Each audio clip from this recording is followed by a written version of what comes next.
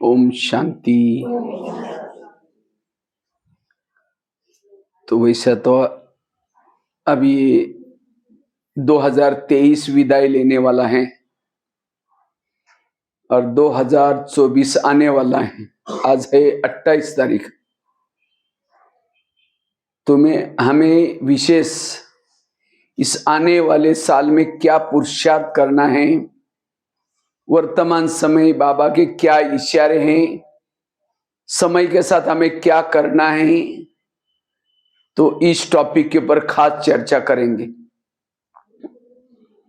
तो वर्तमान समय अनुसार अपनी स्थिति को निर्विघ्न बनाने के लिए, स्थिति को शक्तिशाली बनाने के लिए हम क्या पुरुषार्थ करें, इस टॉपिक के ऊपर चर्चा करेंगे। क्योंकि हर एक चाहता ना, मुझे स्थिति को निर्विघ्न बनाना है, मुझे अपनी स्थिति को शक्तिशाली बनाना है। तो स्थिति को शक्तिशाली बनाने के लिए, निर्विघ्न बनाने के लिए क्या क्या पुरुषार्थ करना है। क्योंकि जो निर्विघ्न है, जो शक्तिशाली है, वो अनेक रोने वालों के आंखों के आंसू पोंछ सकेगा। जिनकी स्थिति निर्विघ्न है, शक्तिशाली है, उनका भविष्य का पद भी कैसा होगा? ऊंचा होगा। जिनकी स्थिति शक्तिशाली है, उनका भविष्य का पद भी कैसा होगा? ऊंचा होगा। इसलिए हमें पद को ऊंचा बनाने के लिए अपनी स्थिति को क्या करना है? शक्तिशाली बनाना है। लेकिन हमारी स्थिति बिगड़ती क्यों? और ये 2024 में ना बिगड़े, अभी से प्लानिंग बनाना। तो स्थिति बिगड़ने का सबसे पहला कारण है परचिंतन। जब कभी कभी चलते चलते हम किसी के दोष देखते हैं, परचिंतन करते हैं, तब जाकर के हमारी स्थिति क्या होती है? बिगड़ जाती है। इसलिए इस 2024 में हमें परचिंतन से बचने का प्लान बनाना है। क्योंकि जो परचिंतन करता है, परमात्मा उसको प्यार नहीं करेगा।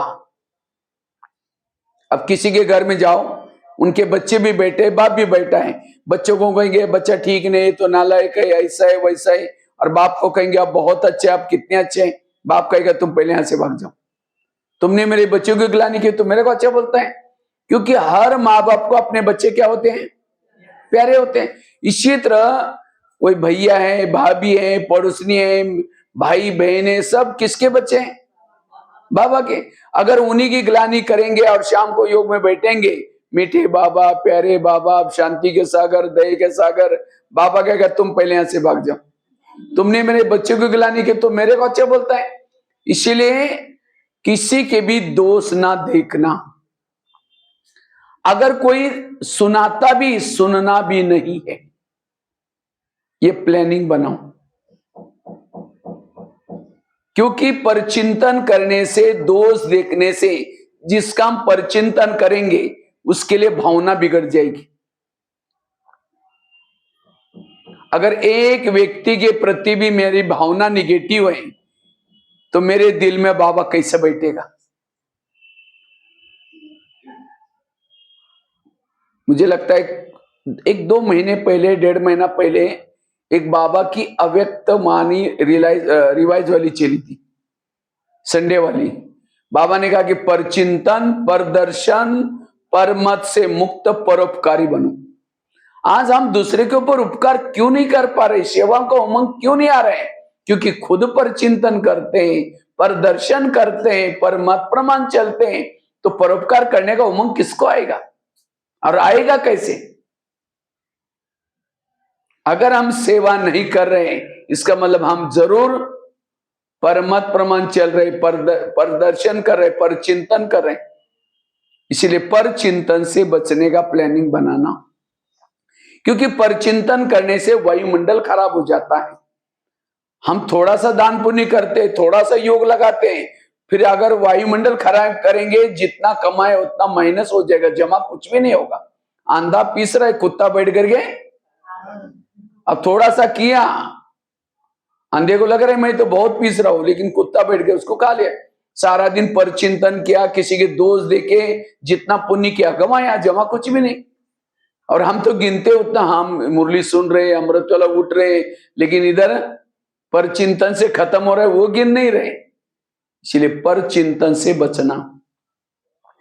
पर चिंतन करने वालों के दिमाग में ज्ञान का मंथन नहीं चलता, उसके बुद्धि को ताला लग जाता है। अब जिसके बुद्धि में ज्ञान ही नहीं है, बुद्धि में पॉइंट ही नहीं, उसके चेहरे में खुशी कैसी होगी? सरस्वती किसके ऊपर बैठी है? हंस के ऊपर बैठती थी।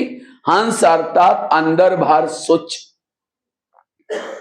अब कोई बहन या भाई सामने नहीं आए और पीछे से कहेंगे फलानी ऐसी है, वो ऐसी है, अचानक आई क्या कहेंगे? ओम शांति। अभी हम आपको याद करें, मुख में राम, बगल में छुरी। इसलिए पर चिंतन से बचना।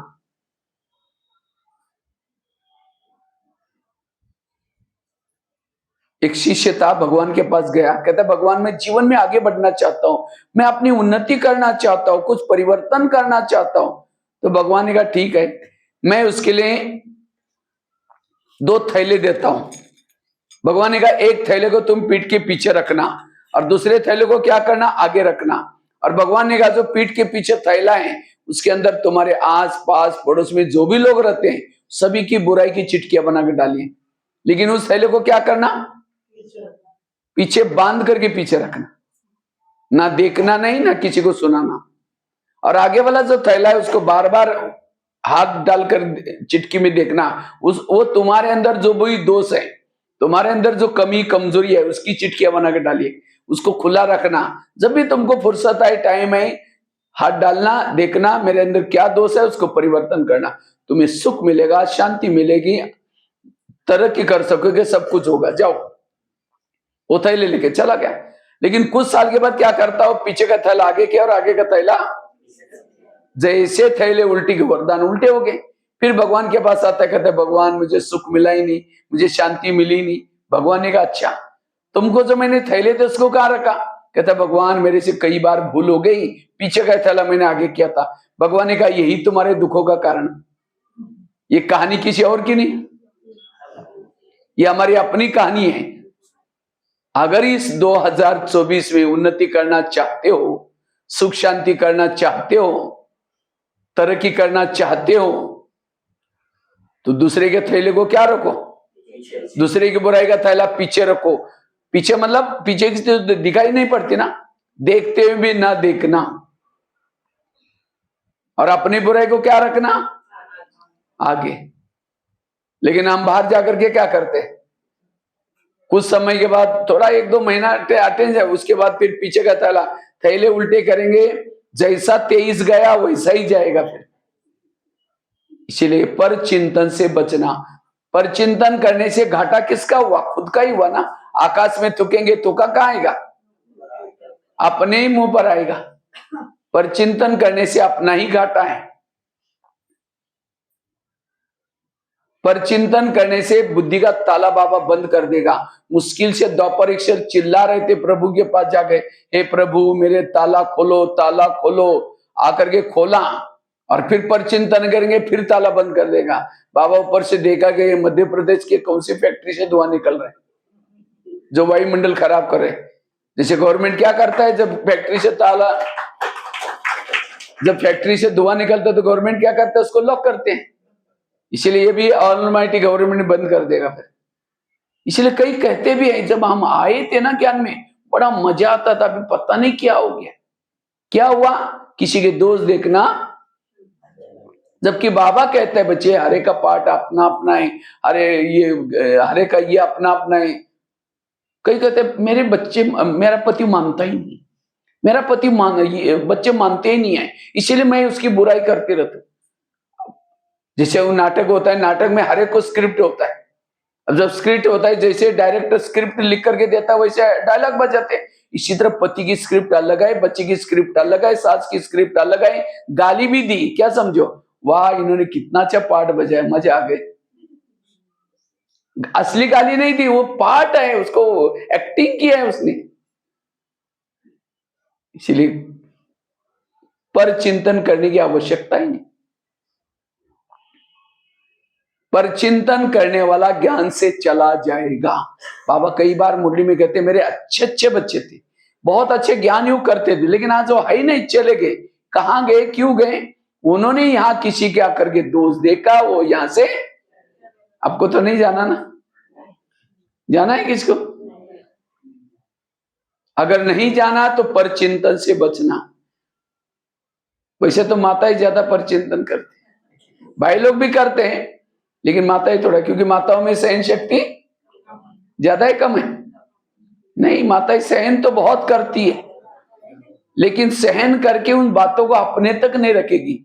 पति ने कुछ बोला, थप्पड़ थोड़ी मारेंगे वापिस, तो चुप तो बैठेगी। लेकिन जैसा पति खेती में गया, ऑफिस में गया, पड़ोसने के बाद जाकर के बैठेगी, फिर पूछेगी खाना खाया, वो कहेगी अरे क्या खाओ, मेरे पति ने बड़ा घमासान किया, वो कहेगी मेरा भी कोई कमाई क्या? वो अपने घर के सुना रहे, वो अपने घर में सुना रहे, इसको कहते हैं परचिंतन। और वो चलते चलते क्या बोलेगी, मैं कभी कभी धमकाती हूं, तुम भी कम नहीं करना, न तो सिर पर बैठेगा, अभी से कंट्रोल में रख। बस वो बातें सुन के आते, सारा दिन वही याद आता है कि अब धमकाऊंगी, शाम को आएगा। मैं भी कोई कम हूं क्या? मैं भी अर्धांगिनी हूं, मैं भी काम करती हूँ, मैं भी, मेरा भी तो अधिकार है। सारा दिन ये चिंतन किया, शाम को पति आया, पानी मांगा, ले तेरे को हाथ नहीं, गुस्से से पानी दिया, खाना गुस्से से बनाया। ये पर चिंतन के परिणाम। इसीलिए पर चिंतन से बचना। एक शिष्य था, एक सत्संग चलता था, उसमें बहुत सारे लोग आते थे। एक दिन एक शिष्य ने गुरुजी को कहा, गुरुजी मुझे एक वरदान चाहिए। तो गुरुजी ने कहा क्या वरदान चाहिए? कहते हैं मेरे बारे में सबके दिल में क्या चलता है मैं जानना चाहता हूं। तो गुरुजी ने कहा ठीक है, मैं तुम्हें वरदान देता हूं, साथ में एक छड़ी देता हूं। छड़ी मतलब मांत्रिक डंडा देता हूं। जब भी किसी के दिल में तुम्हारे बारे में कुछ चलता हो जानना है, ये छड़ी को दिल में रखो, उस व्यक्ति का नाम लो तो पता चलेगा। शिष्य ने क्या कहा, मुझे मेरे दिल में मेरे बारे में सबके दिल में क्या चलता मैं जानना चाहता हूं। तो गुरुजी ने कहा ठीक है, मैं तुम्हें वरदान देता हूं, साथ में एक छड़ी देता हूं। छड़ी मतलब मांत्रिक डंडा। तो वरदान दिया, वो छड़ी दिया, शिष्य चला गया। अचानक शिष्य को रास्ते में याद आया, पहले मैं गुरुजी की चेकिंग करता हूं, गुरुजी के दिल में मेरे बारे में क्या चलता होगा। थोड़ा सा रुक करके छड़ी को दिल में रखा, गुरुजी का नाम लिया, थोड़ी छड़ी काली होगी। तो थोड़ी छड़ी काली को उसको लगता अरे गुरुजी के अंदर मेरे बारे में कालापन है, इनको गुरुजी बना करके फायदा क्या। आश्रम में आना बंद हो गया। एक दिन हो गया, 2 दिन हो गया, महीना हुआ। तो एक दिन गुरुजी की नजर गई, अरे ये तो कुर्सी कई दिनों से खाली है, क्या बात है, ये क्यों नहीं आता? गुरुजी खुद उसके घर में गए शिष्य के, कहते क्या जी आजकल आप आते नहीं? नहीं जी, थोड़ा आजकल घर में मेहमान आते, मेरी तबियत खराब है, ऐसे वैसे बोलने लगा। गुरुजी ने कहा आप 6 साल से आश्रम में आते थे, आंधी आए, तूफान आए, कुछ भी आए, ले अभी क्यों नहीं? नहीं जी गुरुजी, नहीं जरूर कुछ बात है। कहा कि गुरुजी आपके अंदर मेरे बारे में कालापन है। वो छड़ी दिया ना, मैं उसे देख लिया। गुरुजी ने कहा अच्छा ये बात है क्या, लेकिन तुमने देखा कि तुम्हारे अंदर औरों के बारे में कितना कालापन है? कहा कि नहीं देखा। देखो, शिष्य ने छड़ी को दिल में रखा, अपना नाम लिया, पूरी छड़ी काली हो। गुरु की कितनी काली थी? थोड़ी सी। अपनी काली देकर के शर्म आई, सिर झुकाया। गुरुजी ने कहा कोई बात नहीं, मैं भी जब आश्रम में आया था मेरी भी छड़ी पूरी काली थी, लेकिन तपस्या करते करते करते इतनी बची है, वो तो मैं कर ही रहा हूं। अगर तुम मेरे को देख करके नहीं आओगे, जो तुम्हारी सफेद बन रही वो भी काली हो जाए। तब वो शिष्य कहता है गुरुजी आज तो आपने मेरी आंखें खोल दी, मैं कितना बुरा काम करने जा रहा था। गुरुजी ने कहा कोई बात नहीं, कभी भी बड़ों की कमजोरी मत देखना। ये कहानी भी किसी और की नहीं। आज हम भी आते आते हमारी जो सफेद काली जो छड़ी थी, काली आत्मा थी, पावन बनना शुरू हो जाते। लेकिन जैसे ही यहाँ आएंगे, बहनों के नजदीक में आएंगे, सेंटर के नजदीक आएंगे, सेवा के नजदीक आएंगे, फिर कहेंगे यहाँ जो पैसे देते ना उसको ही ज्यादा आगे करते हैं। हाँ, उसका ही ज्यादा रिगार्ड रिस्पेक्ट है। वो फलानी बहन जी ऐसी है, वो ऐसा, कुछ ना कुछ दोष देखेंगे। याद रखना, दोष देखने से भावना बिगड़ जाती है, और भावना और योग इसका बहुत गहरा कनेक्शन है। जो कोई सेंटर के प्रति भावना बिगाड़ता है, मधुवन के प्रति भावना बिगाड़ता है, किसी भाई बहन, वो मेरा दुश्मन है। इसीलिए बाबा कई बार मुरली में कहते हैं, बच्चे झगमुई झगमुई नहीं करो, बच्चे परचिंतन नहीं करो। ये परचिंतन स्थिति को बिगाड़ता है। इसलिए आज इस 2024 के लिए यहां से प्लानिंग बनाओ, मुझे इस साल किसी के दोस्त, जैसे किसी को वोमिटिंग आते है, उल्टी आते है, वो कहां जाता है? उल्टी करने के लिए कहां जाता है? वॉश बेसिन में। और कोई उल्टी करता है उस समय हम नाक बंद करके उधर से करके भगाते हैं, क्योंकि उल्टी देख करके उस सामने वाले उल्टी आएगी। और उल्टी क्यों करता है? चटपटी चीजें खाता है, तला हुआ खाया, सड़ा हुआ खाया, वोमिटिंग आई, उल्टी करता है। और उल्टी किस में कहता है? वॉश बेसिन में। इसी तरह ये परचिंतन क्या है? जो सारा दिन निगेटिव चटपटी चीजें देखता है, उसको बुद्धि रूपी पेट में डाइजेस्ट नहीं होता, फिर वो उल्टी करता है। कहां करता है? परचिंतन किस में सुनाता है? कान में। तो कान कोई वाशवेशन तो नहीं है ना? वैसा कान का आकार कैसा है? सुंदर सा वाशवेशन है, बीच में एक नली भी है। अब वो उल्टी करता तो उसको नाक बंद करके भगाते, और यहां कोई उल्टी करता तो और क्या हुआ? वो उठ के भी जा रहे, कहेंगे बैठो ना, चाय पानी पी के जाओ ना। इसलिए पर चिंतन की बातों से बचना। दूसरा पुरुषार्थ है, अगर स्थिति को शक्तिशाली बनाना है, इस साल में निर्विघ्न बनना है, उसके लिए श्रीमत का पालन करना। जितना श्रीमत का पालन करेंगे उतना स्थिति निर्विघ्न बनेगी, शक्तिशाली बनेगी। तो आप लोग सीहोर वाले कितना परसेंटेज श्रीमत प्रमाण चलते बताओ? बताओ। 5%। और माताएं? हर एक का अलग अलग है, हर एक का 2-4 जन बताओ तो पता चलेगा कितना परसेंटेज श्रीमत प्रमाण चलते हैं। 80%। और बताओ, फटाफट बताओ।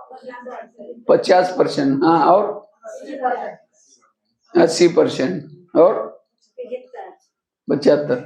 आजकल कई श्रीमत किसको समझते हैं? रोज अमृत वाला उठना, रोज मुरली सुनना, बाहर का भोजन नहीं खाना, बैज पहनना, समझते ही श्रीमत। अब अमृत वाला उठे लेकिन झुटका लगाते हो कि आधे मार्ग कट हो गए। मुरली सुनी लेकिन उससे पहले आधा घंटा योगी ने किया, सीधा करके मुरली सुनी। और मुरली तो सुनी लेकिन सारा दिन उस प्रमाण चले ही नहीं है, केवल सुना, तो भी आपके आधा मार्ग कट हो गए। मुरली सुनने की केवल 10 मार्क है, और सारा दिन उस प्रमाण चलने के 90 मार्क है। तो हम तो केवल 10 ले लेते हैं, बाकी 90 छोड़ देते हैं। थ्योरी के मार्क कम रहते हैं, प्रैक्टिकल के ज्यादा मार्क होते हैं। आचार्य बनो, पंडित मत बनो। अच्छा, बाहर का भोजन नहीं खाया लेकिन बातें करते खाया, आधे मार्क कट हो गए। सुबह को मिली हल्दी की गाठी का तब पंसारी बन गया। अब इस अनुसार चेक करो कितना श्रीमत प्रमाण चलते। वो भाई ने कहा 5%, राइट बोला। कोई 80-90 करके।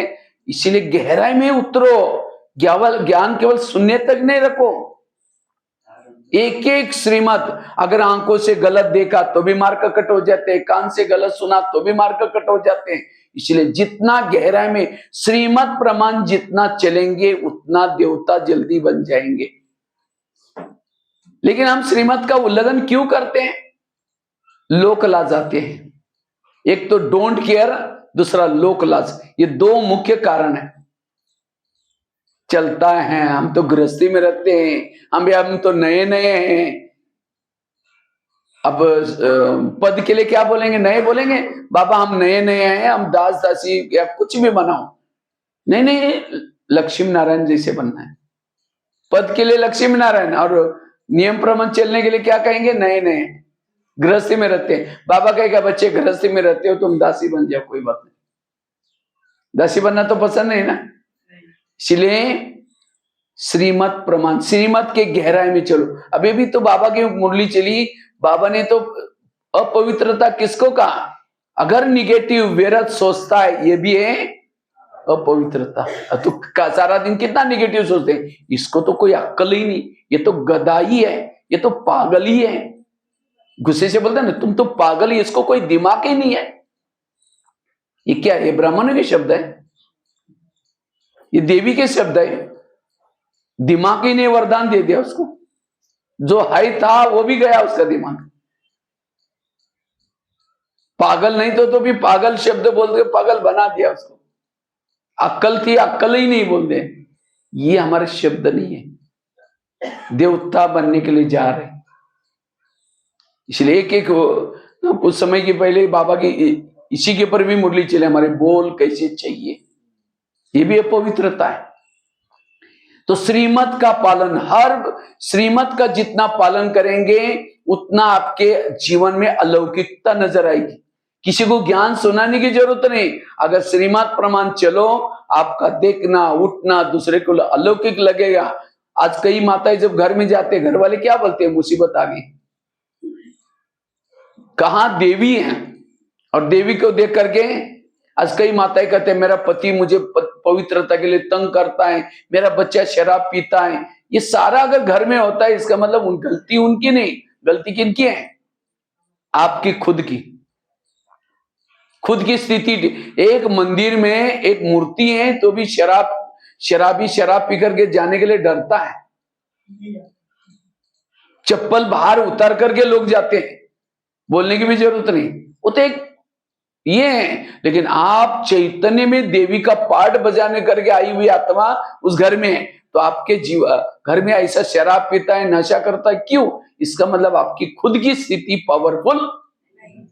तो वो कि जो मैं ये करने के बजाय अपनी स्थिति को बना दो। मैं तो भारत में कोने कोने में जाता हूं, मैं तो उस जिले में, जिस जिले में जाता हूं, जिले में प्रवेश करते हैं, वहां की बहनों की स्थिति क्या है वो तुरंत आपको पता चलती है।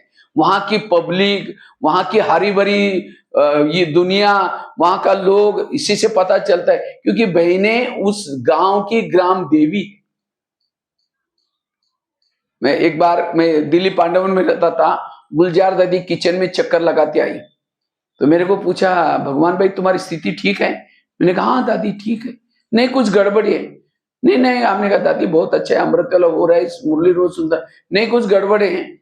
हमने कहा नहीं दादी। नहीं, कहते दो भाई आज आपस में लड़ रहे थे। मैं बोला हाँ दादी सुनाई, तुमने भोजन बनाया, तुम्हारा भोजन खाए इसलिए लड़े। इसका मतलब तुम्हारी स्थिति कितनी गहराई है। इसलिए अपनी स्थिति के ऊपर सारा मदार है। इसलिए श्रीमत का पालन करना, इसके लिए लोक लाज नहीं करने। लोग तो इस दुनिया में ऐसे हैं, घोड़े पर बैठने में नहीं देंगे, पैदल चलने में नहीं देंगे। इसलिए कहते हैं ना, सुनो सबकी करो मन की नहीं। फटाफट मन की बता दी। हाँ? सुनो सबकी करो श्रीमत की, मन की करने की आदत है ना। ये तो दुनिया की कहावत है, ब्रह्मा कुमारी की कहावत नहीं है।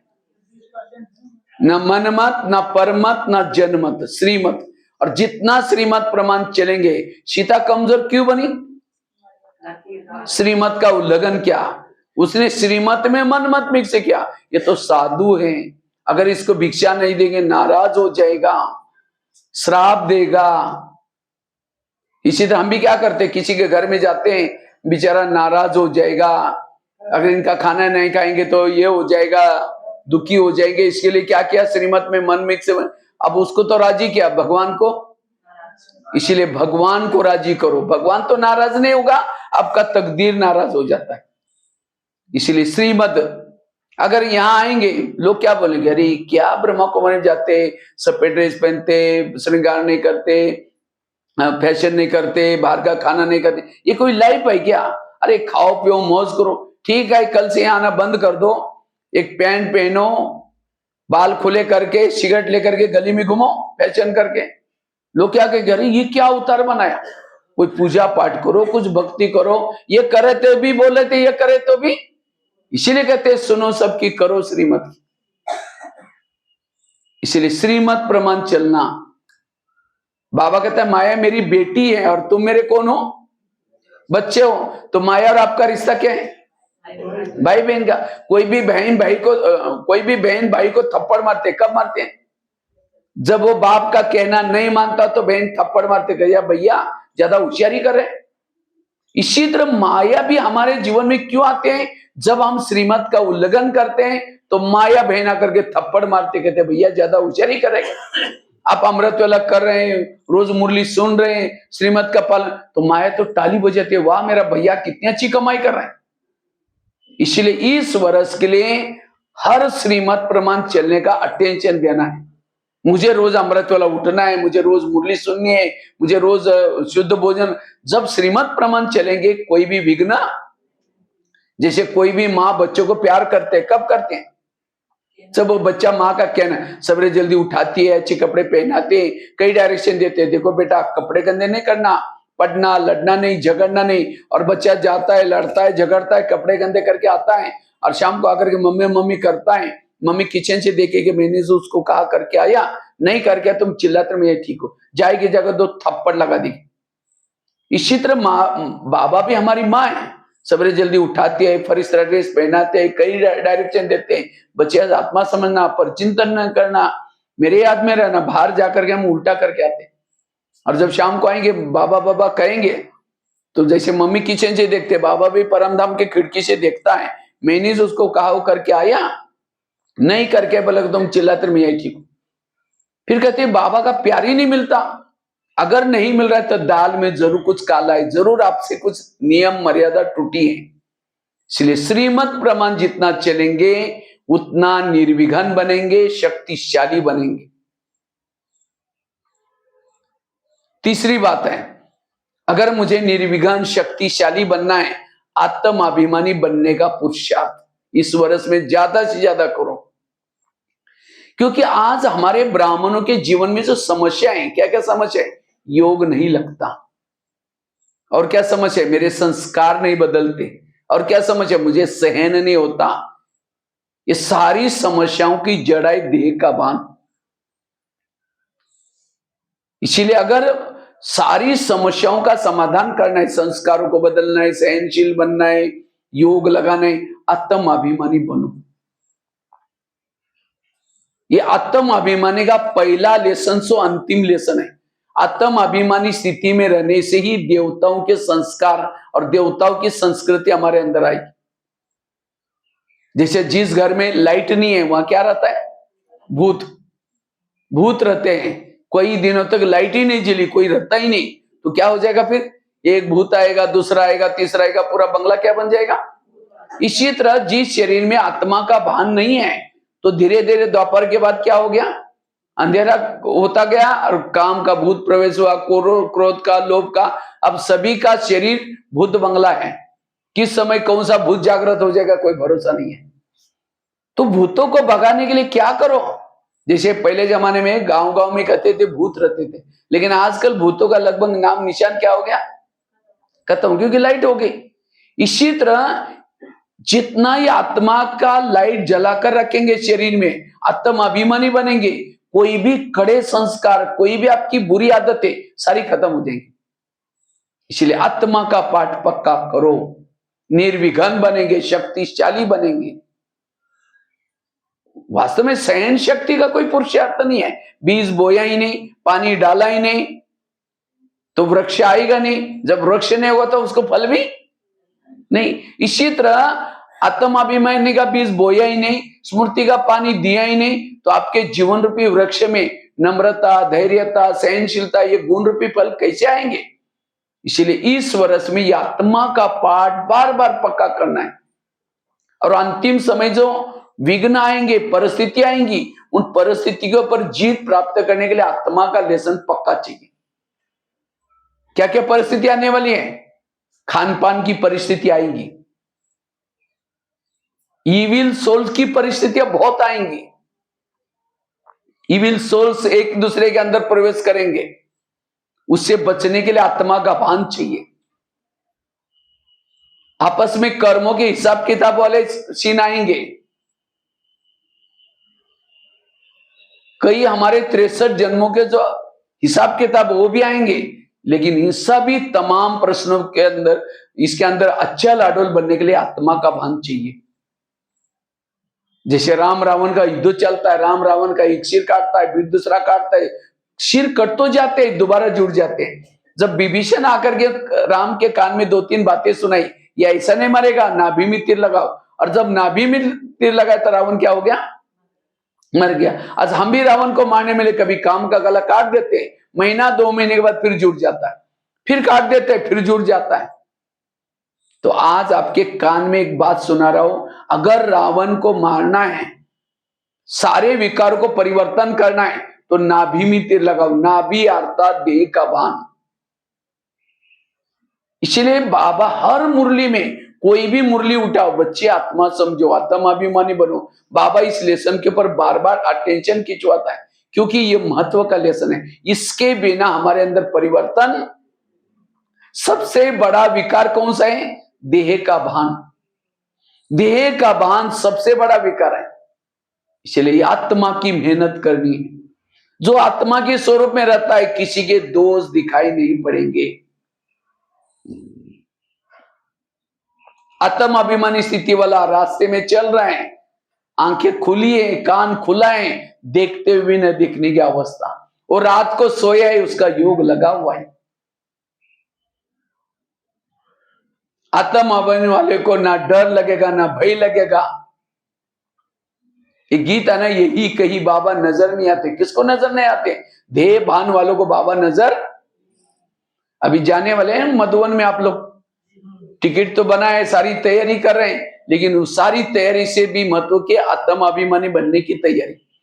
नहीं तो अगर वो सारी तैयारी की गए, लेकिन आत्म अभिमानी स्थिति नहीं, तो कुछ भी अनुभव नहीं होंगे। अगर प्रभु मिलन का अनुभव करना है, ये आत्म अभिमानी स्थिति का अभ्यास करना। एक भाई ने मुझे क्वेश्चन पूछा, कहता है भाई साहब, कोई बर्फ के पास जाएगा तो क्या अनुभव होगा, ठंडक का अनुभव होगा। उसके लिए कोई कमेंट करने की जरूरत नहीं, वो कितना ठंडा है, ये है वो है, कमेंट करने की जरूरत नहीं। गरीब हो अमीर हो, बर्फ के पास जाते ही ठंडी अनुभव होगा।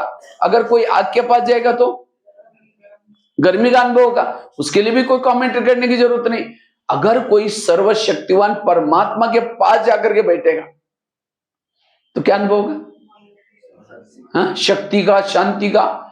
लेकिन कहता मैं तो माउंट आबू में डायमंड हॉल में गया था, शांतिवन में, गुलजार दादी के तन में बाबा आए थे, और मैंने बहनों को थोड़ा बोल बोल करके बिल्कुल स्टेज के पास जगह लिया था, ताकि बहुत शक्ति भर के आऊं। लेकिन कहता बाबा तो आया था, 4 घंटा गुलजार दादी के तन में बैठा, मुझे कुछ भी अनुभव नहीं हुआ, बिल्कुल नजदीक बैठा तो भी ऐसा कैसे हो गया, प्रश्न पूछा। तो उसको एक छोटा एग्जाम्पल दिया। एक बड़ा सा चुंबक है, दो बड़ा सा चुंबक है, उसके सामने लोहे के टुकड़े टुकड़े डालो तो क्या हो जाएगा, तुरंत खींच लेगा। इसलिए में चुंबक बड़ा पावरफुल है। लेकिन लोहे के टुकड़ों को बड़े से कपड़ा, बहुत बड़ा कपड़ा है, थान, कपड़े का थान है, उसके अंदर लपेट लपेट लपेट करके गठरी बांध करके रखो, हिलेगा, हिलेगा तो कुछ भी हिलेगा भी नहीं। इसका मतलब चुंबक खराब है, चुंबक अच्छा है, लेकिन हमने उसको गठरी के अंदर बांध कर रखा हुआ। इसी तरह बाबा भी एक चुंबक है,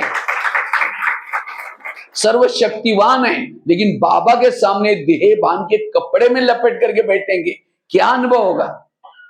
इसलिए आत्माभिमानी स्थिति का अभ्यास, जितना आत्माभिमानी बनेंगे। और आजकल जो मिलन है, अव्यक्त मिलन है, अव्यक्त मिलन का अनुभव करने के लिए अव्यक्त स्थिति चाहिए। ये आत्मा का अभ्यास बहुत महत्व का, इंपॉर्टेंट है। जितना आत्मा के स्वरूप में रहेंगे, शक्तिशाली बन जाएंगे। कोई डर नहीं लगेगा, कोई भय नहीं लगेगा। ये मैं आत्मा हूं, आत्मा अभिमानी वाला एक परमात्मा के सिवाय कहीं भी प्रभाव में नहीं आएगा। नहीं तो आज कई व्यक्ति के ऊपर प्रभाव में आते हैं, किसी व्यक्ति के वस्तु के ऊपर प्रभाव में आते हैं, क्यों, देह भान है। इसीलिए देही अभिमानी बनने का अभ्यास। चलो 2 मिनट बाबा को ट्रैफिक कंट्रोल से ऐसे ही बैठो, कोई बात नहीं, 2 मिनट।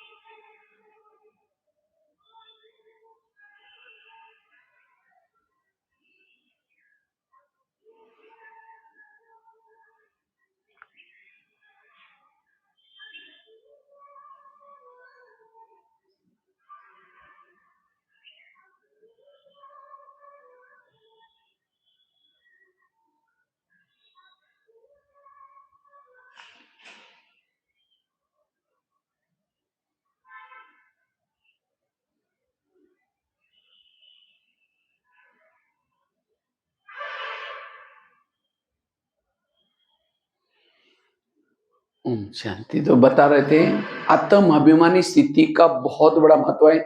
जो आत्म अभिमानी स्थिति में रहता है उससे भूले नहीं होगी। इतना ही नहीं, उसने जो जन्म जन्मांतर के जो भूले किए हैं वो विकर्म विनाश होने की क्रिया चलती रहेगी।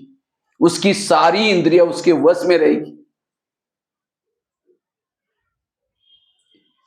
तो ये आत्माभिमानी हम कैसे बने? उसके लिए पवित्रता की धारणा, उसके लिए 7 स्वरूपों का अभ्यास, उसके लिए सोमानों के अभ्यास, विधि पूर्वक योग, संकल्प बचाना, ये कई प्रक्रिया काम आते हैं। आत्माभिमानी बनने के लिए रोज गाड़ी को गैरेज में लगा करके सोने के लिए बाबा के पास जाओ। ये ध्येय क्या है? आज हम एक दूसरे के ध्येय के ऊपर आकर्षित हो जाते हैं। ध्येय है ही क्या? एक सोने का डब्बा लिया, सोने का डब्बा, उसके अंदर कुछ लेट्रिन डाल दिया, जो रोज फेंक के आता है उसको डाल दिया, आपके आंखों के सामने डाल दिया, कुछ हड्डी मांस डाल दिया उसके अंदर, कुछ खांसी करने में जो कप निकालता वो डाल दिया, डब्बे को पैक करके आपके हाथ में दिया, कहा कि इसको सदा देखते रहना और इसको लेकर के कहीं छोड़ना नहीं, दिल में लगा कर रखना, बीच बीच में से प्यार भी करना, चुंबन भी लेना। लेंगे? कहे नहीं नहीं, ऐसा डब्बा हमको नहीं चाहिए। तो शरीर क्या है? ऊपर से एक सोने का डब्बा, गोरी सी चमड़ी, पीली सी, अंदर क्या भरा हुआ है? वही लेट्रिन भरा हुआ है, कप भरा हुआ है, हड्डी मांस भरी है, और 10 बार आईना तोड़ते रहेंगे, कितनी अच्छी हूं, कितनी अच्छी हूं। अगर शरीर में अच्छे है, वो आत्मा अच्छी है, उसको देखो। इसीलिए देह भान का ये, जितना ही आत्मा के स्वरूप में रहेंगे, निर्विघ्न रहेंगे, शक्तिशाली रहेंगे। 3 बातें बताई। पहली बात बताई पर चिंतन से बचना, दूसरी बात बताई श्रीमत का पालन, ये नया साल के लिए पुरुषार्थ है। तीसरी बात बताए आत्माभिमानी स्थिति का पुरुषार्थ। चौथी बात है अगर इस वर्ष में निर्विघ्न बनना है, शक्तिशाली बनना है, रोज स्वराज्याधिकारी बन करके अपने इंद्रियों पर शासन करने का पुरुषार्थ करो। आज हमें जो विघ्न है, समस्या कहां से आती है? कोई लोगों से नहीं आती, अपने ही इंद्रियों के द्वारा आती है। माया कई आंख के द्वारा आती है, कभी कान के द्वारा आती है, कभी मन के द्वारा आती है, कभी बुद्धि के द्वारा आती है। इसीलिए अगर निर्विघ्न बनना है, सो परिवर्तन करो। सो परिवर्तन मतलब बैच पहन लिया, सफेद ड्रेस पहन लिया, हो गया परिवर्तन? ये तो ऊपर का परिवर्तन। सो परिवर्तन करना अर्थात हर इंद्रियों को श्रीमत के आधार से चलाना। क्या आपकी सभी इंद्रियां श्रीमत प्रमाण चलती है? और इसी के आधार से भविष्य के राजा बनने वाले आप लोग। किसको किसको बनना राजा बनना है? हाथ खड़ा करो। शिवर के कौन कौन राजा बने? अच्छा, सभी को बनना है, वाह। लेकिन मन को कहा ये मन तुम आधा घंटा परमधाम में जाना, मन कहीं मार्केट में लेके जाता है, तो कैसे राजा बनेंगे? अगर आपकी इंद्रिया आपकी नहीं सुनती तो बाकी कौन सुनने वाला है? ब्रह्मा बाबा भी आ रहे हैं ना 18 जनवरी। ब्रह्मा बाबा ने राजा बनने के लिए, नारायण बनने के लिए क्या पुरुषार्थ किया? बाबा रोज अपना दरबार लगाते थे, इंद्रियों का रोज दरबार लगाते थे। हम लगाते कभी? अंधेरी नगरी, चौपट राजा, टकेसर बाजी, टकेसर काजा, इस नगरी का राजा सो है, उसके अंदर जो चे हो रहे। जिसे पता ना, अंधा पीस रहा और कुत्ता बैठ करके, आत्मा तो रोज अमृत वाला उठ रहा है, योग कर रहा है, सब कुछ कर रहे हैं, लेकिन कान गलत सुन रहे हैं, मुंह गलत बोल रहे हैं, जितना कमाया उतना। इसलिए इस लीकेज को बंद करना। बाबा कहता है चैरिटी बिगेन्स एट होम, अपने घर को सुधारो। घर मतलब लौकिक नहीं, ये शरीर आत्मा का पहला घर है। तो यहाँ घर में रहने वाले सब ज्ञान में चल रहे हैं, आंखें ज्ञान में चल रहे हैं। अगर आंखें ज्ञान में चलती, योग में बैठते, बंद क्यों होते? कोई मोबाइल में गलत चीजें देखते तो बंद नहीं करते, टक टक रात को 12 बजे भी देखती रहती। अगर आंखें ज्ञान में चलती, उस समय गलत देखते, बंद हो जाते। अगर कान ज्ञान में चलता, कोई परचिंतन सुनाता, और क्या हुआ, उठ के भी जा रहे, बैठो ना और बताओ ना क्या हुआ। अगर वो कान ज्ञान में चलता तो परचिंतन ना सुनता। अगर मुख ज्ञान में चलता, परचिंतन किसी का क्यों करता, चुप रहता। इसीलिए 7 दिन का कोर्स इन इंद्रियों का करो। अगर आंखों को समझाओ, आंखें संगम युग चल रहा है, भगवान आए हैं, भाग्य बन रहे हैं, जब हर इंद्रिया आपकी ज्ञान में चलेंगी तब कहेंगे माता बड़ी अच्छी, ये भाई बहुत अच्छा है। हम कितना साल ज्ञान में चलते हैं, कहां रहते हैं, मम्मा बाबा को देखा, इसका कोई भविष्य के पद से कोई मतलब नहीं है। ऐसे नहीं कि जो माउंट आबू में रहने वाले वो राजा बनने वाले हैं, जिन्होंने मम्मा बाबा को देखा वो राजा बने। राजा बनने के लिए जिन्होंने इंद्रियों पर शासन किया वो भविष्य के राजा है।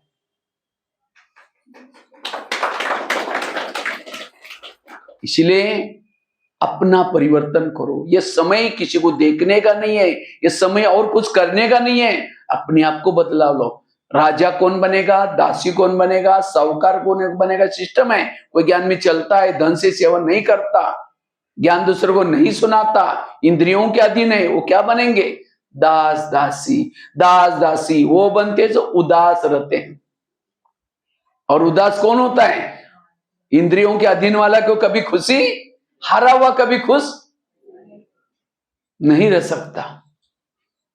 जो किसी का श्रृंगार नहीं करते वो श्रृंगार करने वाली बनती। दासियां क्या करती, तो बाबा कितना रोज मुरली में कहता है, बच्चे स्मशान में जाओ, वहां प्रदर्शन लगाओ, ये करो, सुनते हैं और बाहर जाकर के अपने कामों में व्यस्त। कोई ज्ञान में चलता है, धन से सेवा करता है, गान भी दूसरों को सुनाता है, लेकिन इंद्रियों के अधीन है, वो क्या बनता है, साहूकार बनता है। कोई ज्ञान में चलता है, धन से सेवा नहीं करता, ज्ञान भी दूसरों को नहीं सुनाता, इंद्रियों पर शासन है, वो क्या बनता है, राजा। राजा तो बनता है लेकिन कंगाल राजा। क्यों कंगाल, क्योंकि उसने धन से सेवा नहीं की, ज्ञान भी दूसरों को सुना है लेकिन नहीं सुना, इसलिए राजा तो बना लेकिन कंगाल। कोई ज्ञान में चलता है, धन से सेवा, ज्ञान की सेवा, ये है संपन्न। तो चेक करो मैं कहा हूं। इसलिए वर्तमान समय अनुसार अगर मुझे राजा बनना है, शक्तिशाली बनना है, निर्विघ्न बनना है, इंद्रियों पर शासन करो। भारत में अंग्रेज घुसे थे, कैसे घुसे थे, कहानियां तो पता है ना। भारत में अंग्रेज लोग आए हैं और उस समय भारत में नवाबों का शासन था। बंगाल का नवाब, बिहार का नवाब, सूरत का नवाब। अंग्रेज आए, नवाबों के साथ दोस्ती की और दिल्ली के ऊपर अटैक किया और भारत क्या हो गया, गुलाम। इसी तरह शरीर में हमारे एक इंडिया है और इसकी राजधानी यहाँ ब्रुकुटी में है। आत्मा राजा रहता है लेकिन शरीर रूपी इंडिया में कई नवाब है। कौन से, कान, मुंह, कांग। तो माये रूपी अंग्रेज आते हैं, इन नवाबों के साथ दोस्ती करते हैं और फिर आत्माओं के ऊपर अटैक किया। इसलिए रोज दरबार लगा करके, जैसे भारत में अंग्रेज घुसे थे, उनको भगाया कैसे, क्या किया था, उसके लिए उन्होंने क्या किया था, भारत के नेताओं ने जनता को जागृत किया, भारत की जनता को जागृत किया। उसके लिए नमक का सत्याग्रह, दांडी यात्रा, अखबार निकाले, उसके बाद कई गणपति का त्योहार किया, ऐसे नारे बनाए, वंदे मातरम। वंदे मातरम वो बोलने नहीं देते थे क्योंकि हिंदी नहीं आती थी। वंदे मातरम उनको लगता है कि हमको बोल रहे बांधो और मारो। और तब जनता जागृत हुई और तब जाकर के अंग्रेज लोग चले गए। तो हमें भी अपनी जनता को जागृत किया। हमारी जनता कौन, कान, मुंह, कान, मन, बुद्धि, आत्मा ज्ञान में चलती है लेकिन इंद्रियों अगर नहीं चलेगी, आत्मा तो कहते हैं माया गो व्याकान कहता है, और क्या हुआ, इधर से आ जाओ, कोई बात नहीं। ये वास्को ड गामा बनकर के अंदर प्रवेश करता है और ये काम ब्रह्मा बाबा ने किया। इसलिए अगर हमें कोई नया पुरुषार्थ नहीं करना, जो मम्मा ने किया, दादियों ने किया, बाबा ने किया, वही करना है। वो है फॉलो फादर। आज दुनिया के शास्त्र इकट्ठे करो, ग्रंथ इकट्ठे करो, एक पहाड़ बन जाएगा, हुआ कुछ नहीं। विकार बढ़ते गए, आखिर भगवान को इस धरती पर आना पड़ा और आकर के क्या सुना है, बच्चे तुम आत्मा हो और फिर इंद्रियों पर शासन। बस ये दो ही बातों से आप देवता बन सकते हैं, उसके अलावा कोई पुरुषार्थ नहीं। नहीं तो आजकल फेसबुक में, व्हाट्सएप में इतनी चटपटी बातें आ रहे हैं, जो मूल जो बाबा की बातें उसकी तरफ, और फिर कहते हैं हमको विघ्न नहीं चलता, योग लगता नहीं। इसलिए ये हमें पुरुषार्थ करना है। रोज अपने इंद्रियों पर शासन करो। जैसे आजकल के मम्मी पापा इतना बिजी है, बच्चा कहां जा रहा है, किसके संग में जाता है, देखने का पूछने का टाइम ही नहीं। तो हम अपने आप में इतने व्यस्त हैं, मेरी आंखें क्या देख रहे हैं, मेरा क्या सोच रहे, कभी सुनने पूछने का टाइम ही नहीं है। इसलिए स्वराज्याधिकारी, जैसे पाकिस्तान के बॉर्डर पर कोई सैनिक रहता है और कोई दुश्मन आता है आतंकवादी और कहता है ये 500 की नोटों का थैला लो लेकिन मुझे अंदर जाने दो, वो सोचेगा अरे 500 का नोटों का थैला तो मुझे कभी ना मिलेगा, चाहे मैं कितनी भी सर्विस करूं, और उन नोटों का थैला लेकर के उनको भेजेगा, कितने लोगों को मारेगा। इसीलिए उस सैनिक को नोट प्रेमी नहीं, क्या बनने की जरूरत है, देश प्रेम। इसी तरह आज हमारे शरीर की देश की रक्षा करने वाले कौन है, कान, मुंह, आंखें, ये किसी लिए रक्षा करने के लिए, लेकिन यही रक्षक भक्षक बने। इसलिए इनको सब, और बाबा ने रोज ये दरबार लगा, तो हम अपना दरबार कैसे लगाएं। रोज अमृत वेले के बाद क्या करना, 5-10 मिनट इंद्रियों से बातें करो। सबसे पहले बात करो कान से, हे मेरे कान, तुम मेरे इस राज्य के शान हो, अगर तुम ना होते मैं ईश्वरी महावाक्य कैसे सुनता। इसलिए कान तुम्हारा बहुत धन्यवाद, और मेरा तुम्हारे पर विश्वास है, इसीलिए मैंने तुमको बॉर्डर पर रखा है। कान का है बॉर्डर पर, लेकिन मैंने तो विश्वास के साथ तुमको बॉर्डर पर रखा है, तुम मेरा खाते हो, मेरे राज्य में रहते हो, क्योंकि आत्मा, कान जिंदा क्यों है, आत्मा ने कमाया हुआ खून सप्लाई होता है, इसीलिए सेल्स जिंदे। अगर कान थोड़ा डिस्टेंस में दूर होता तो जिंदा नहीं रहता। तुम मेरा खाते हो, मेरे राज्य में रहते हो, मुझे धोखा देते हो। इसलिए हे कान, आज तक जो हुआ कोई बात नहीं, लेकिन आज शाम को, रात को सोने के पहले मैं दरबार लगाऊंगा, चेकिंग करूंगा। अगर तुमने सारा दिन में कुछ व्यर्थ सुना है, मैं तुमको सजा दूंगा। और ये भी नहीं समझना मुझे कुछ पता ही नहीं चलता, इस शरीर रूपी किले के चारों तरफ से आजकल मेरा सीसी कैमरा एक्टिव है। आजकल लगाते हैं ना सीसी कैमरे, तो हमारा कौन सा किसी है, बुद्धि रूपी नेत्र खुला है, क्या गलत है, क्या राइट है, रॉन्ग है, सब पता चलता है। आगे चलो, मुख के पास, हे मुख, तुम में मेरे इस राज्य के शान हो, अगर तुम ना होते मैं ईश्वरीय ज्ञान दूसरों को कैसे सुनाता। तुम्हारे कारण मुझे बहुत दुआएं मिल रहे हैं, लेकिन कभी कभी तुम किसी का परचिंतन भी करते हो, अगर करेगा मैं तुमको सजा दूंगा। आगे चलो, आंखों के पास, ये आंखें, मुझे 84 जन्म में बहुत आंखें मिली, लेकिन तुम्हारे जैसे भाग्यशाली आंखें कोई नहीं मिली। तुम्हारे द्वारा मैंने सत्यम शिवम सुंदरम को देखा है, तो क्या प्रभु को देखने में तुम्हारा पेट नहीं भरा। अगर तुम मेरा देखेगा मैं तुमको सजा दूंगा। आगे चलो, पांव के पास, हे पांव, तुम में मेरे इस राज्य के शान हो, तुम ना हो तो मैं सेवा करने के लिए कैसे जाता। सेवा की मुख ने, आदि दुआ तुमको मिल गई। हाथ ने कर्मना सेवा की, आदि दुआ किसको मिली, पांव को। क्यों, पांव क्या करता है, घुटने का पर पूरा बॉडी को उठा के लेके आता है। इसलिए सारे दुआओं का पात्र कौन है, इसलिए कोई भी व्यक्ति घर में आता है उसके चरण छूते, चरण में आत्मा नहीं, क्यों छूना तो यहां, लेकिन छुआ क्यों, क्योंकि इसने पांव ने लाया। लेकिन कभी कभी हे पांव, तुम परचिंतन करने के लिए लेके जाते हो, परचिंतन क्या, मुख ने आधा पाप पांव के ऊपर चढ़ा। अगर वो कहता नहीं नहीं मैं राजा को लिए ईमानदार हूं, मुझे नहीं जाना, अगर पांव ना जाता तो मुख जाता, वहां कान जाते हैं। कई माता कहते मेरे बच्चे सुनते ही नहीं, क्यों नहीं सुनते, जिसकी इंद्रियां नहीं सुनती उसका कौन सुनेगा। यह है स्वराज्याधिकारी स्थिति। एक एक इंद्रियों के अंदर आत्मा के लिए रिगार्ड चाहिए, रिस्पेक्ट चाहिए, ये ज्ञान युक्त तो चाहिए, तब आपसे भूले नहीं होगी ये परिवर्तन। तो इसीलिए आज हमें अगर परिवर्तन करना है, जिसका इंद्रियों पर शासन है उसके हृदय में गुण और शक्तियां होती है, और जो इंद्रियों के अधीन है उसके इर्द गिर्द में असुरी अवगुण और असुरी शक्तियां हैं। इसलिए स्वराज्य अधिकारी बनने का पुरुषार्थ। आगे चलो, मन से बात करो, आगे चलो, बुद्धि से बात करो। हे बुद्धि, मैंने सभी इंद्रियों से सुन करके तुमको मंत्री बनाया है। बुद्धि कौन है, कौन सा मंत्री, बुद्धि है गृह मंत्री, होम मिनिस्टर है, क्योंकि बुद्धि के बिना पत्ता भी नहीं हिलता। समझो मन में विचार आया मुझे फिल्म देखने के लिए जाना है, तो मन की फाइल कहां गई, बुद्धि के पास। फिर बुद्धि निर्णय करेंगे, हाँ ठीक है जाओ जाओ, कहते हैं आंखें चली गई, कान चला गया, पांव, सबको फॉलो किया। किसने?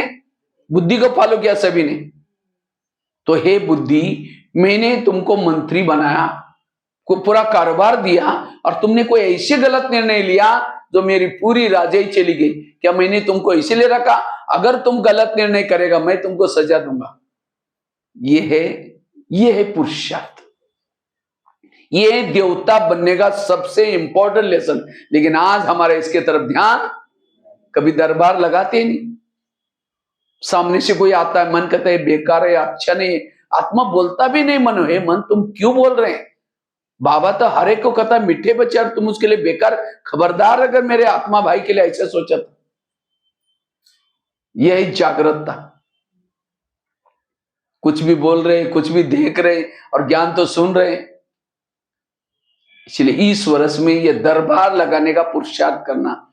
आज कई कहते सतयुग कब आएगा और कितना साल बाकी है, संगम युग 100 साल गाया, 88 साल तो पूरा हो गया। सतयुग का गायन क्या? एक धर्म, एक राज्य, एक भाषा, एक कुल। क्या आपने अंदर सतयुग बनाया? एक आत्मा का शासन है, कान कुछ सुन रहे हैं, मुख तो कैसे सतयुग अंदर नहीं बनाए तो बाहर कैसे आएगा? सतयुग हर एक को अपने अंदर बनाना है। ये तो रात को सोने के पहले फिर दरबार लगा दो। कितना बजे? 10 बजे। सबसे पहले कान से बात करो, कान तुम्हारा चाट के चला, तुम्हारा बहुत बहुत धन्यवाद। सवेरे 7 बजे तुम्हारे द्वारा मुरली सुनी थी, लेकिन 12 बजे को एक माता जी आई थी, किसी की परचिंतन की बातें सुना रही थी, तुमने बड़ा नजदीक जाकर सुना था, और क्या हुआ? तुमको सवेरे मना किया तो भी तुमने सुना, इसीलिए तुम्हारे लिए सजा। सजा मतलब एक कैंची लेकर के कान को काट करके नहीं फेंको, तुम जा यहां से। ये नहीं सजा देनी। कौन सी सजा दो? दोबारा मुरली सुनो। अगर सारा दिन कान में गलत सुना है तो दोबारा एक बार मुरली सुन के फिर सो जाओ, क्योंकि जिस कान में ज्ञान कमी है वही पर चिंतन सुनेंगे। फिर आगे चलो मुख के पास, मुख तुम्हारा चाट कैसा रहा? समझो कान ने दरवाजा खोला तो कम से कम तुमने तो चुप रहना चाहिए था। तुमने भी बोला हाँ वो बहन ऐसी करते, उस बहन ने ऐसा किया, तुमने भी उस बात को और बतंगड़ बनाया, इसीलिए तुम्हारे लिए सजा। कल के दिन तुम्हारा कारोबार बंद। मौन है मुख की सजा। यह है राजा क्वालिटी। हर इंद्रियों के अंदर एक्टिविटी, और जब ये जनता जागृत हो जाएगी तो माया रूपी विकार अपने आप भाग जाएंगे। जैसे दिल्ली में प्रधानमंत्री शांति में कब बैठेंगे? जब उसके पार्टी के सारे लोग एक्यूरेट काम करेंगे। एक ने गलत काम किया, उनकी नींद फिट गई। इसी तरह आत्मा भ्रुकुटी में तब शांति में बैठते हैं जब हर इंद्रिय अपनी ड्यूटी एक्यूरेट करता है। समझो प्रधानमंत्री को किसी ने गाली देने वाला पत्र लिखा, वो पत्र कहां जाएगा? उनके पीए के पास जाएगा। पीए पढ़ेगा, क्या फालतू आदमी, फाड़ के फेंक देगा, मना उसका पीए विदेशी है। तो हमें कोई गाली देता है, हमारा पीए कौन है? कान। फटाफट क्या कान पहुंचाता है सबको, देखो हमको गाली दी, गाली दी, गाली सारी इंद्रिय तक पहुंच गया, सारी इंद्रिय डिस्टर्ब है। मुख उसको अपमान कर रहा है, फिर मन निगेटिव सोच रहे हैं। और सवेरे की 4 पेज की मुरली सुनी थी, उसको आत्मा कान तक नहीं पहुंचा था। आज बाबा ने ऐसे बोला, वो निकाल लेता है। माना मेरी इंद्रिय मेरे हितैषी, यही युद्ध है। इसीलिए कृष्ण अर्जुन को कहता है, हे अर्जुन अपने घोड़े की लगाम अपने हाथ में रखो, इंद्रियों के लगान हाथ में रख। ऐसे नहीं कि घोड़े, नौका पानी के ऊपर से जाएगी, पार कराएगी, नौके के अंदर पानी आएगा तो डुबा देगी। इसलिए स्वराज्य अधिकारी का पुरुषार्थ। 4 बातें बताया, लास्ट की एक बात सुना करके पूरा करते। अगर हमें निर्विघ्न बनना है, इस वर्ष में शक्तिशाली बनना है, उसके लिए रोज सवेरे 3 बातें करना। एक तो अमृत वेला का योग, दूसरा क्लास के पहले आधा घंटा योग, और तीसरा रोज की मुरली सुनना। तो अमृत वेला कौन कौन करता है? हाथ खड़ा करो। अभी अच्छा सभी लोग करते हैं, बहुत अच्छा। लेकिन अमृत वेला का चुपचाप आपका कोई वीडियो बनाई जाए और वही वीडियो आपको 10 बजे दिखाई जाए, सवेरे का अमृत वेला का आपका वीडियो है, कहेंगे मेरा है, मैंने ऐसे किया था। दीवार के सारे बैठे, मुंह खुला, आंखें बंद। 2 बार मच्छर अंदर भी गया और बाहर भी गया। अगर ऐसा योग करेंगे तो स्थिति कैसी शक्ति चले। केवल उठ करके नहीं बैठो, लेकिन कैसे बैठे वो चेक करो। अगर कोई मेहमान को घर में बुलाओ, मेहमान आने से पहले आप दरवाजे खिड़की लगा करके सो जाओ, वो बेल बजा रहे, घंटी बजा रहे, दरवाजे नहीं खोलो, कैसा लगेगा उनको? अरे कैसे लोग हैं, मुझे बोला मैं 10 काम छोड़ के आया और इन दरवाजे बंद किया। वो चला जाएगा, फिर फोन करो क्या बात आप आई नहीं, क्योंकि मैं आया था, बेल बजाई थी, आपने दरवाजा नहीं खोला, इसलिए मैं अपना काम करने निकल, नहीं नहीं प्लीज आओ। फिर आया, फिर दरवाजे बंद किया, फिर फोन करो, कहेगा कभी नहीं आऊंगा। इसी तरह अमृतवेला उठेंगे, बाबा को निमंत्रण देंगे, मीठे बाबा, प्यारे बाबा, आप आ जाओ, हम आपसे बातें करनी है। उसको तो बुलाया, दरवाजे खिड़की तेरे द्वार खड़ा भगवान, भगत भरले जोली भगत, ओम शांति हो गया। प्रैक्टिकल बात, इसलिए आंखें खोल के, और केवल खोल के भी नहीं बैठो, कोई मेहमान को बुलाओ, घर में बैठा उसके चेहरे की तरफ देखते रहो। वो कहेगा फोन क्यों किया था? तो कई भाई बहन क्या करते हैं, बाबा के सामने बाबा के फोटो की तरफ देखते रहेंगे, झूमते रहेंगे, फिर घड़ी में देखेंगे आप कब तक देखना, फिर देखते रहेंगे। फिर अब कोई घर में मेहमान बैठा, चेहरे की तरफ देखते रहो, घड़ी की तरफ देखते रहो, उनको लगेगा ये क्या बात है, इनको कहीं जाना होगा, ये कहीं, इसलिए मेरे को जाने का इंतजार कर रहे हैं, वो तो चला जाएगा फिर। इसलिए एक लगन में मगन होकर के बैठो। कई तो क्या करेंगे, योग में बैठेंगे, मैं आत्मा हूं, शांत स्वरूप, शक्ति स्वरूप, आप जा रही चांद सारा तोरे सूरत तारांगन के पार, तारांगन के पार से जाकर झुटका लगे, हड्डी गुड्डी टूट जाएगी। इसलिए अटेंशन से बैठो। बाबा कहते हैं बच्चे मैं रोज तुम्हारे घर में आता हूं, बाबा आता है, दिखाई पड़ता है आप लोगों को? हर एक के घर में 1 सेकंड के लिए बाबा चक्कर लगाता है, आता है। बाबा को देखने के लिए होश में बैठने की जरूरत है। कोई शराबी शराब पी करके गटर में पड़ा है और कोई जाकर के कहे 10 रुपए ले लो, घर में जाकर सो जाओ, वो क्या कहता है, मैं राजा हूं, मुझे कुछ नहीं चाहिए। गटर में गिरा है, लेकिन अपने को क्या समझता है। इसी तरह अमृतवेला बाबा वरदान का झोला लेके आता है, पूछता है बच्चे कुछ चाहिए, लेकिन हम ऐसे झूम रहे, कुछ नहीं चाहिए, मैं राजा हूं। इसलिए होश में बैठो। एक कुमारी ने मुझे क्वेश्चन पूछा, कहते भाई साहब मैं अमृतवेला उठती हूँ लेकिन परमधाम में नहीं जाती हूँ। हमने कहा क्यों? कहते उसी समय हमारे घर के ऊपर बहुत अंधेरा रहता है। बताओ अंधेरे में क्या उसको भूत पकड़ लेगा? उसका घर शरीर तो घर में बैठा है, गेट को ताला है, रूम भी उस अंदर से बंद है, शरीर थोड़ी ऊपर जाता है जो पकड़े को कोई। एक कुमार ने मुझे क्वेश्चन पूछा, कहता है भाई साहब मैं अमृतवेला उठता हूं लेकिन अमृतवेला उठता ही नहीं, मेरी नींद ही नहीं खुलती। हमने कहा क्यों? अलार्म लगाए करो। कहता है लगाता हूं लेकिन सुना ही नहीं पड़ता अलार्म। हमने कहा क्यों? कहता है मैं सोने के लिए परमधाम में जाता हूं और अलार्म तो धरती पर बजता है। इतना लंबा डिस्टेंस है।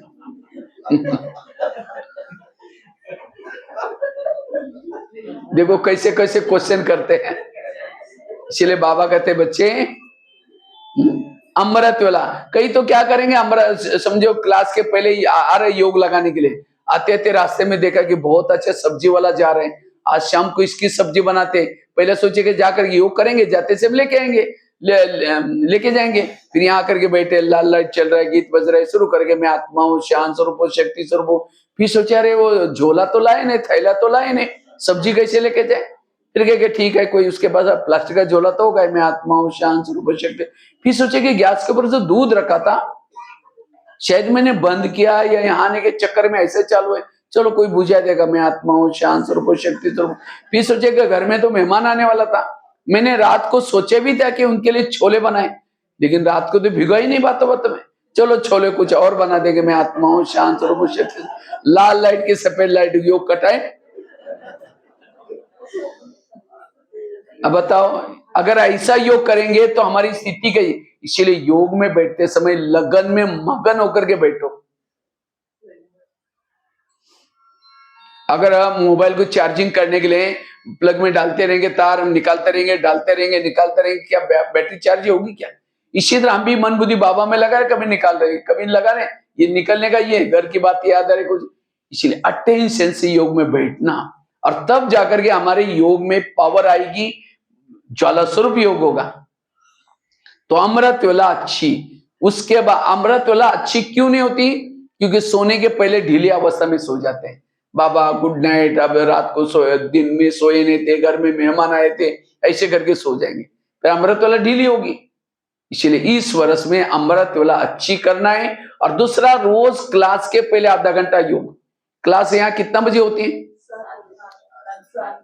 7 बजे मुरली चालू हो जाती है। योग कितना बजे चालू हो जाता है? 6:30। 15 मिनट से पेट थोड़ी भरेगा। नियम है ब्राह्मणों के आधा घंटा योग। क्लास के पहले मधुवन में भी नियम है, कितना बजे? 6:30 से 7 बजे तक योग चलता है, और 7 बजे मधुवन में मुरली चलती है। तो आपको कितना बजे आना है रोज?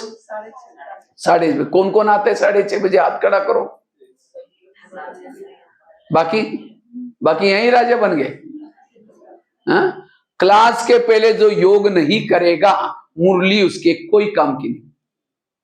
उसको एक टाइटल है धृतराष्ट्र। धृतराष्ट्र कैसा था? हाँ?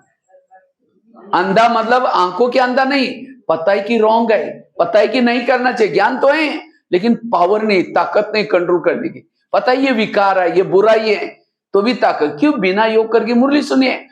इसीलिए वो मुरली धारणा में, अब खेती में धान बोएंगे तो पहले क्या करते हैं? हल चलाते हैं। इसी तरह ज्ञान का बीज डालना है दिमाग में, पहले हल चलाना है, अर्थात योग करके मुरली सुनो। इस वर्ष में एक परिवर्तन करना, रोज सबको 6:30 बजे आना है, 6:30 से 7 योग, और उसके बाद मुरली सुनो। मुरली मुश्किल से आधा घंटा लगता है अगर सीधी सीधी पढ़ो तो, नहीं तो कितना साल भी हम सुनते रहेंगे, धारणा में नहीं आएगा। इसीलिए क्लास के पहले, और संगठन का योग कब मिलता है? वही क्लास के पहले ही मिलता है। इसीलिए हमें रोज क्या करना है? क्लास, थर्ड संडे नहीं, रोज क्लास के पहले संगठन का योग होता था, लेकिन उस समय हम आते ही नहीं। इसलिए कल से आप लोग शिवरात्रि तक एक रेस लगाना। बहन जी सुन रहे हैं? इस वर्ष में शिवरात्रि तक कल से रेस लगाना, एक नीचे रजिस्टर रखना, वहां घड़ी रखना। अगर कोई माताओं को लिखने नहीं आता था, एक आधा किसी की ड्यूटी लगा देना वहां पे। जो 6:30 से पहले आएगा वो फर्स्ट नंबर में, 6:15 6:45 तक आएगा सेकंड नंबर, और 7 बजे आएगा थर्ड नंबर। उसके बाद कोई आया गया, कोई उसका नंबर नहीं। और जो 7 बजे से पहले आएंगे, जब शिवरात्रि के समय क्या करना? उन लोगों का सम्मान करना जो क्लास के पहले आकर योग करते हैं। अच्छा है? तो इसमें से कौन कौन भाग लेंगे? जैसे पाठशाला वाले हैं, पाठशाला में भी करना है। पाठशाला में भी वहां उनके भी शाम के समय योग होता होगा, आधा घंटे का। आप लोग संगठन में बैठ करके आधा घंटे का योग की प्रैक्टिस करो, आप बहुत शक्तिशाली बनेंगे। आज ब्राह्मणों ने ये बिल्कुल आकर के जैसे महाराज जी के कथा सुन लिया, चल पड़े, योग नहीं करेंगे। इसीलिए जो अवस्था बननी चाहिए नहीं बन रहे। इसीलिए इस वर्ष में ये परिवर्तन। तो कौन कौन रेस में भाग लेंगे यहाँ आने वाले? बताओ, हाथ खड़ा करो, ऊंचे ऊंचे हाथ खड़ा करो, बस। बाकी ठीक है, कल दूर है नहीं, पाठशाला तो पाठशाला जाते वहां करना है। तो जहां पाठशाला है, पाठशाला में भी करना है सभी तरफ। ये आप धूम मचाओ तो देखो यहाँ इतनी पावर बढ़ जाएगी, वायुमंडल ठीक हो जाएगा। आज सेंटर का वायुमंडल, सेंटर में लोगों को बुलाने की जरूरत नहीं, अपने आप लोग खींचे हुए वायुमंडल में आएंगे यहाँ। इसलिए अब मकान तो बन गया, अब वायुमंडल की आवश्यकता है। इसलिए आप लोग ये शिवरात्रि तक करना, ये जरूर 2-3 महीना है, ठीक है? बिल्कुल आधा घंटा क्लास के पहले योग करेंगे, और सब बहनें भी आकर के यहाँ बैठेंगी, कॉमेडी करके अच्छी तरह योग का आनंद लो क्लास के पहले। और तीसरा, मुरली कहाँ सुनने है? सेंटर पर, मुरली सेंटर पर सुनना है। आजकल कईयों को ऑनलाइन में मुरली सुनने की माया लगी, जो ऑनलाइन में सुनेंगे उनकी पूजा भी ऑनलाइन से हो जाएगी। इसीलिए रोज आकर के सेंटर पर जो ब्राह्मण ये 3 चीजें करता है वो निर्विघ्न रहेगा, शक्तिशाली बनेगा। गाँव में रहते हैं 20 किलोमीटर दूर, साहब वहाँ क्या करें? क्यों वहां नहीं है क्या? वहां पाठशाला तो है ना? पाठशाला नहीं। फिर हाँ, नहीं चलाते हैं। फिर वो तो होता है ना। फिर आप मुरली तो पाठशाला में से पाठशाला में जाना है। सेंटर केवल व्हाट्सएप वाली या उसी के ऊपर आधारित नहीं रहना है। जैसे बच्चे स्कूल में जाते हैं, शाम को सवेरे ट्यूशन लगाते हैं, इसी तरह भले वो भी सुनो, और वो भी कैसे सुनो? जो मधुबन में चलते क्लासेस वही सुनो। आजकल उल्टी सुलटे कई ग्रुप बने, कई में बाबा आया और कई क्या ऐसे ऐसा, तो कई भाई बहने सुन करके अपनी भावनाएं बिगाड़ रहे हैं। मुश्किल से बाबा मिला है, गान मिला है, इसलिए इस माया से भी बच करके रहो। जो मधुबन में महारथियों की तरफ, और जो मुरलियों के आधार से जो क्लासेस सुन करते वही सुनो, उल्टी सुल्टी और क्लासेस नहीं सुननी है। और जो क्लासेस भी यूट्यूब के वही सुनो जो प्रॉब्लम्स है। जैसे बच्चे ट्यूशन कौन सा लगाते हैं? जो सब्जेक्ट कच्चा है उसी का लगाते हैं। इसीलिए कई क्या करेंगे, जो भी सामने आया सुनते रहेंगे, उससे आपका समस्या का समाधान नहीं होगा। अगर योग नहीं लगता तो योग के क्लासेस सुनो, अगर धारणाओं की कमी, धारणा वाली क्लासेस सुनो। और आजकल तो माया तो कहते हैं अच्छा तुम थिएटर में नहीं आते ना, तुम्हारा नियम नहीं ना थिएटर में, मैं खुद ही तुम्हारे जेब में आती हूं। और आजकल हर एक के मोबाइल में बैठी है, इसीलिए सावधान होना। अगर यहां नहीं आएंगे सेंटर में, सवेरे 8-9 बजे तक बिल्कुल अपने आप को पावरफुल करके फिर मोबाइल को यूज करो, तो मोबाइल आपको लपटेगा नहीं। इसलिए 3 चीजों को, एक बार दादियों ने बाबा को पूछा, बाबा त्रेता युग वालों के लिए पढ़ाई का प्रबंध आप क्या करेंगे? इसके लिए मधुबन में इतना हॉल बनाना पड़ेगा, डायमंड हॉल, रहने का व्यवस्था। बाबा ने कहा कि आगे चल करके मैं त्रेता युग का पढ़ाई का प्रबंध करूंगा, केवल आप सतयुग के 9 लाख लोग तैयार करो। और आप बाबा ने peace of mind channel, YouTube, Facebook, इसमें मुरली चला रहे। क्यों? किसके लिए? त्रेता युग वाले। तो आपको सतयुग में जाना है, त्रेता में जाना है? सतयुग वाले कहां बैठेंगे? जैसे सीता क्या अकेली बैठी है, रो भी रहे, राम को याद भी करे, और गोपिका कृष्ण बीच में बैठा है, चारों तरफ रास में। तो संगठन में आकर के जो वो है सतयुग वाले आत्माएं, और अकेली बैठ के सुनने वाले वो हैं। एक बार एक एकलव्य था, गुरु द्रोणाचार्य के पास गया, कहता मुझे नंबर 1 चाहिए। मैं अर्जुन से भी उछारू, कहा कि तुम्हारा गुरु कौन है? कहते आप ही मेरे गुरु। तुम मेरे पास कभी आए ही नहीं, चलो मैं दिखाता हूं। एक जंगल में लेके गया, एक पुतला था, और पुतले के देखो आप मेरे गुरु हैं। तब भी उसको नंबर 1 नहीं दिया। नंबर 1 किसको दिया? अर्जुन। अर्जुन सामने सीखा था, और वो पुतले के सामने। ये peace of mind, TV, Facebook, WhatsApp, ये भी पुतला है, उसमें सुन करके नंबर 1 नहीं जाएंगे। इसीलिए सम्मुख आकर के मूल्य, ये 3 चीजें जो करता है वो शक्तिशाली, उसको किसी के दोष दिखाई नहीं पड़ेंगे, उसकी आत्मिक स्थिति रहेगी, वो शक्तिशाली बनता है। 3 चीजें करने से किसी की भी विरत दिखाई नहीं पड़ते। एक 2 महिलाएं थी, एक रहती थी 2 मंजिल पर, दूसरी रहती थी 1 मंजिल पर। 2 मंजिल वाली महिला क्या करते, रोज अपने घर के खिड़की से पड़ोसनी के छत पर देखती है, तो छत पर कपड़े सुखाते हैं, उसके कपड़े देकर के पति को बुलाते, इसको कोई अक्ल नहीं, कितने गंदे कपड़े, कितने मैले, जाओ पूछ क्यों। पति कुछ नहीं बोलता, रोज बुला करके दिखाते। एक दिन जब उसने वहां से देखा तो कपड़े अच्छे दिखने लगे, फिर पति को बुलाया, कहते आज उसको कैसे अक्ल आ गई, कितना अच्छा धुला के, जाओ पूछ क्यों। पति धीरे से मुस्कुराता और कहता है आज सवेरे सवेरे मैंने अपने घर की खिड़की के कांच साफ किया है। समझ में आया? ताली नहीं बजी। उनकी खिड़कियां गंदी थी, इसलिए कपड़े कैसे दिखते थे। इसी तरह जिस दिन सेंटर पर नहीं आएंगे, योग नहीं करेंगे, अमृत वाला ठीक नहीं करेंगे, मुरली नहीं सुनेंगे, आपकी खिड़की कैसी रहेगी? बुद्धि रूपी खिड़की का। और उसी से जिसको भी देखेंगे सब गलत है, फिर कहते इसको बदलना चाहिए, उसको बदलना, उसको नहीं बदलना, खुद सीखते हैं। इसीलिए रोज अपने खिड़की को क्या करो। तो कौन कौन साफ करता है रोज खिड़की? मतलब घर की नहीं, कहीं ऐसे ऐसे कर रहे। मैं नेपाल में गया था, वहां ऐसे ही मैं कुछ बातें सुनाई थी। दूसरी दिन 2-4 माता आई नहीं क्लास में, तीसरी दिन आई, बहनों ने कहा कल कितनी अच्छी क्लास, तो क्यों नहीं आए? कहते वो भैया ने परसों कहा ना खिड़कियां साफ करो, हम खिड़कियां साफ करने में लगे। मैंने कोई घर की खिड़की नहीं बोली थी। कभी कभी हम ज्ञान को उल्टा करते हैं। एक भाई ज्ञान में चलता था 1 साल से, एक बार होटल में गया, समोसा मंगाया। समोसा जानते हैं ना, सिंगाड़ा भी बोलते हैं। मैदे को बेल करके आलू भरते हैं, तलते हैं उसको समोसा। तो 1 किलो समोसा मंगाता है, मैदे का छिलका फेंकता है और मसाला खाता है। तो मैनेजर ने बोला तुम मैदा पसंद नहीं करते? कहता पसंद तो करता हूँ, लेकिन आजकल मैं ब्रह्मा कुमारी आश्रम में जाता हूँ, उन्होंने कहा कि बाहर का नहीं खाना, इसलिए बाहर का निकाल करके मैं अंदर का खाऊं। बाहर का मतलब दूसरे हाथ का, इसीलिए होटल पर लिखा है होटल, हो सके तो यहां से टल, कहा कुछ।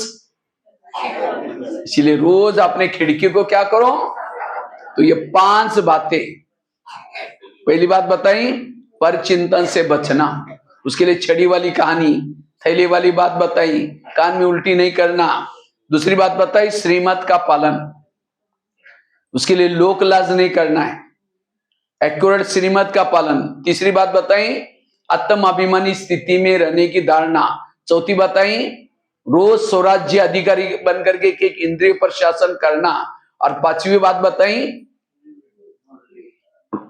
अमृत वेला अच्छी करना है, क्लास के पहले योग करना है संगठन में, और तीसरा रोज की मुरली सुनना। ये 5 चीजें आपको स्थिति को शक्तिशाली बना देंगी, पावरफुल बना देंगी। ठीक है, ओम शांति।